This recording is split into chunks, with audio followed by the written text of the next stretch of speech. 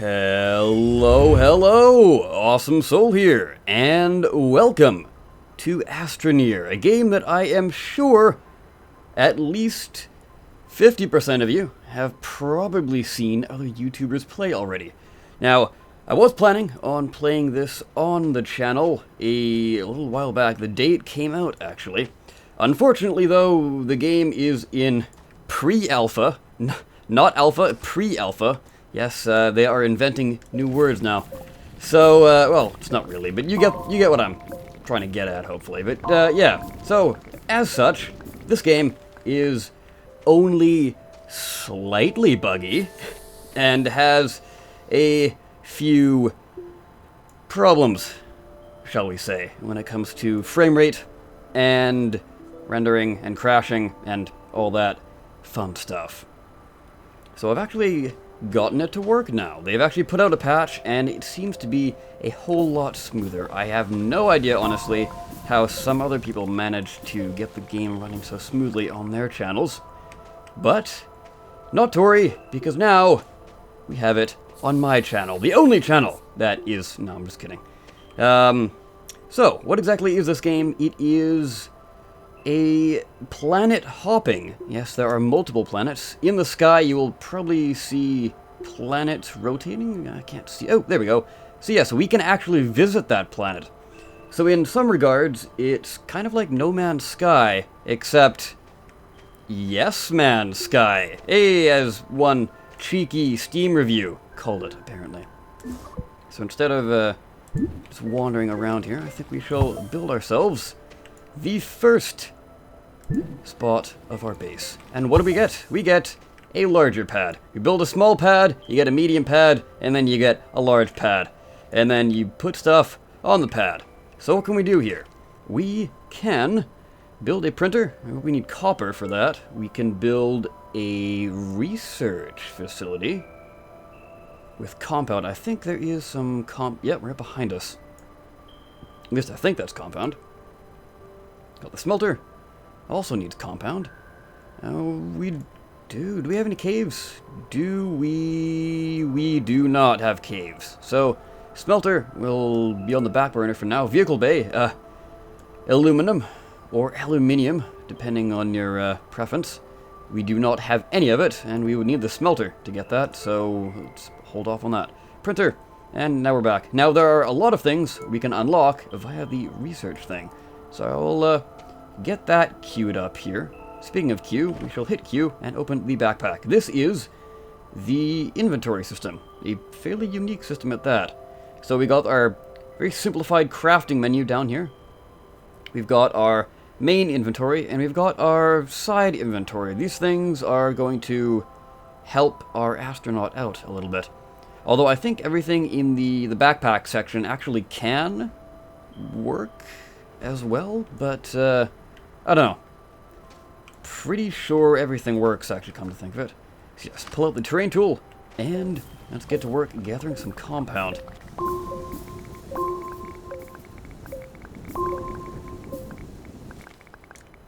There we are. Power is a big issue, so hopefully we can unlock a battery at some point and attach that to our system. Research is almost ready to go. There we are. Very nice. So, now we can go out and hopefully find something to research. Ah, there we go. See, off in the distance there, that little weird bubble-looking thing? That is a crashed pod of some kind, and we can use that to hopefully get a research nodule or node, or I don't really know. I don't think it has a name. It's just a piece of research. But we can plug that in and hopefully unlock something new and fantastical to build. So what I'm doing right now is just gathering resources to build some more basic items, so we can hopefully get ourselves some more power. Let's just put our vacuum pack away. We can build a solar panel. Unfortunately, it's nighttime though. Ah, the battery, but we need lithium. Tethers will allow us to venture forth from our base and maintain oxygen, which I'm sure you've seen, the little oxygen warning. You do need to come back to base, unless you can build an oxygen tank, which will extend your, well, time you can stay out of base. Tethers? No. Titanium. Ah, tank. I believe that is the oxygen tank. So we don't have any titanium. Copper generator that turns plant life into power. Fairly inefficient though, because there is no off switch. If you plug in the organic material, it will keep running until it burns out of the organic material, regardless of whether or not you are full. Beacon? I'm honestly not sure what they do. Wind vane. Aluminum. No. Alright, solar panel it is then.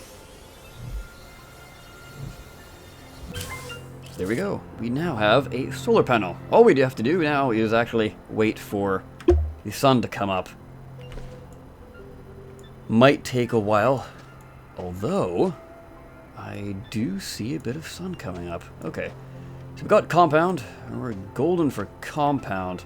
Actually, no. Wait, what was it? We need compound. Never mind. Let's get ourselves some more compound. And do I want double solar? I could do double solar. Not a terrible idea, in all honesty. At least to start out with. There we go. So we've gotten ourselves some compound. I think that's just one full. Yeah, there we go. Look at that. Solar panel to doing some work. Very nice. Okay, so let me just go through what we can make here. Solar. What exactly? Tether. Yeah, tether. I think that's pretty important, because we do need to get out to that. There we go. Okay, cool. We have another one. Yeah, we do need to get out to that crashed pod. Titanium generator. Generator. Copper. Yeah. Tether. Yeah, tether will be okay with that amount, I guess. Alright, now where's that pod? Over there. Okay. So, simply just press the T button, and you will get ready to put down a tether. They do have a limited range, obviously, so they provide light, power, if your base is providing power, as well as... Oh, actually, that's something we could do. We could... Yeah, I think I will do that. So let's... We don't really have a base battery, but what we can do is get a solar panel for the base. So now, in all honesty, I could attach that to me. I keep doing that. Keep hitting escape. My apologies. You know what? I will keep that on my little Astroneer here. No real need to keep it on the base, at least at the moment. Because we're not researching anything. Yet, anyway. I think we will need some more resin if we want to get out to that crashed pod. Or we could hopefully run back. We might have enough tethers to do that. Let's just try and space them out as far as we can. Now this planet does seem to have a lot of organic on it, which is very nice. Now I think technically this is a exotic class planet, judging by the blueness of it and the funky vegetation. I could be wrong though. I also have a feeling this is our last tether. But we are... Oh, we have more. Okay, cool. Nice. Very nice. Okay, so we've got something fancy out there. We have what I believe is a oxygen vein. At least I'm calling them veins. Popped off, and we have organic and copper. I will take that. Thank you very much. So we can actually use the copper to make that generator. Although I'm not sure it's the best idea. So I think I will skip out on that. Like I said in the beginning of the video, it's not really that efficient of a part. So I think solar panels will probably be our best bet for now. Yeah, I'm gonna go gather that oxygen. And then what we're going to do is run over to that big, funky-looking tower.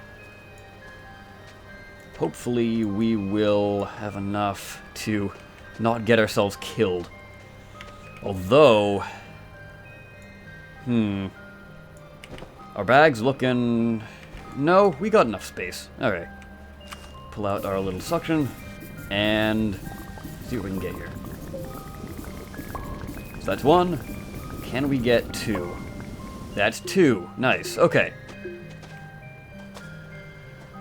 So we've got power, we've got oxygen. More oxygen on the ground here. That's convenient. So that vein actually did almost fill up another one. So what I'm gonna do here is just suck up the oxygen. And, well, I will come back for you. Actually, yeah, I will have to come back for you. Okay, so what exactly is this thing?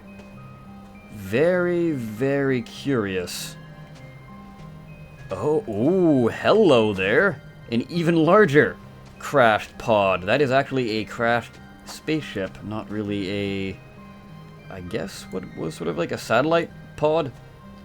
Or like a drone pod. You know those, like, spaceships? I'm sure one of you has probably seen the video I'm talking about. It was like this Mars mission simulation video where it was like exactly like that. It was like a bunch of like air-filled sacks, like bubbles kind of, and then they would inflate and it would send it down to the planet. It would bounce along the surface.